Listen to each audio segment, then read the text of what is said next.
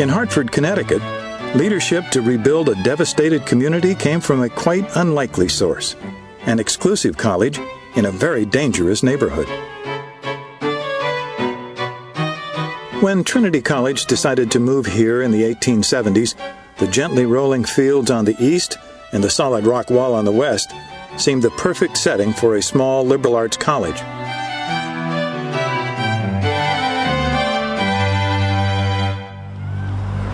But little more than 100 years later, this was Trinity's setting. 15 square blocks of classic inner-city collapse. So when parents drove through this neighborhood to get to the college, they had real doubts about leaving their children in such an obviously dangerous place. But this college had been here a very long time, and it certainly wasn't going to move.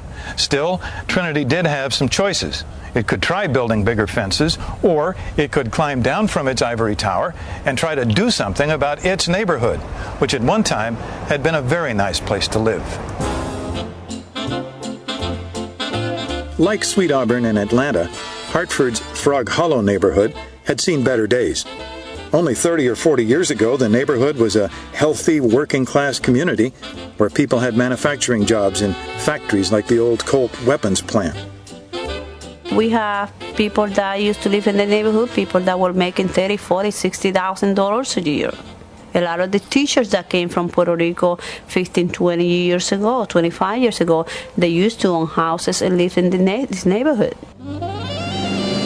But then the economy changed. Factories closed, companies relocated, and working-class families moved in search of new jobs. Buildings and homes were abandoned and boarded up. The neighborhood was disintegrating. Drugs, crime, and prostitution took hold. And then the gang wars began. The drug and gang trade basically was ground zero here. But there was regular violence, just like the stuff you'll see, drive-by shootings, and there was, territorial battles. I didn't dare step out of my door unless I looked both ways. Whether it was daylight or nighttime, didn't matter. We'd come in the morning, there'd be gun holes in our windows, or, strife marks in the ceiling, or in the desk, or we'd find shells up on the roof. That's the point at which I tried to sell the house and get out of the neighborhood. But that didn't work. The appraisal came up to $12,400 for my house. And at the time, I owed $80,000 on it. With the gang wars raging, the major institutions in the area tried business as usual and basically turned their backs on the neighborhood.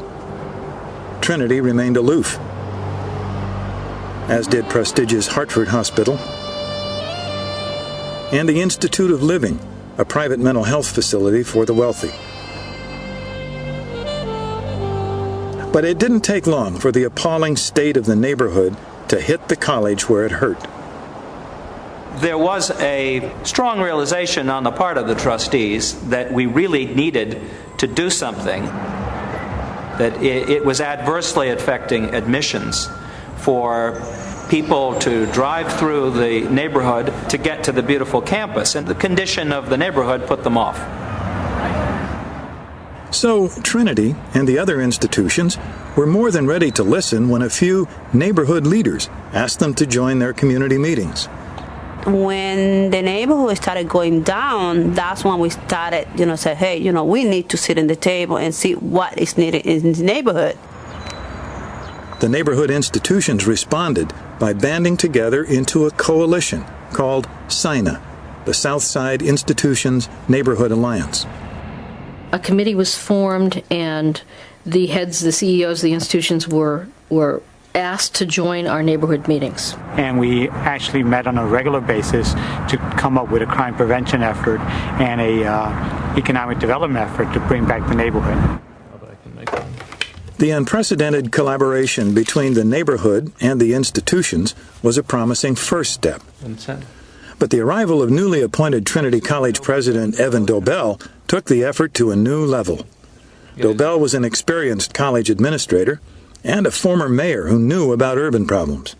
Okay. Too many institutions with significant endowments that are tax-free do not spend their own money but presume that it's somebody else's responsibility to help neighborhoods. Dobell was determined to bring back Trinity's competitive edge and to help fix up the neighborhood. He approached Hartford and federal law enforcement and even dipped into Trinity's endowment. The first thing I did several weeks after I came was ask for $600,000 to buy 4 houses that had become crack houses and to take them down. Those buildings are sort of indicative of this street and this whole neighborhood. These beautifully built buildings, probably in the early 1900s, but they just were not pretty anymore. They were havens for the wrong stuff. And then one day the bulldozers showed up and they started, hammering the things down. It was very symbolic. It was like the beginning of these things are coming down and we're going to take over what happens from now on. Putting the crack houses out of business was an important place to start. But simply tearing buildings down can't bring a community back to life. So, residents started searching for a more permanent solution. Housing was the first thing that we thought about, low to middle income housing. Second thing we thought about was attracting some large retail operation, particularly a supermarket. We did think about a school at one time. That was just a wonderful thing to think about, but never dreamed it could ever happen. But Evan Dobell had been thinking about schools all along. He set his sights on a 9-acre plot of land that had been languishing in the middle of the neighborhood. To him, the solution was obvious.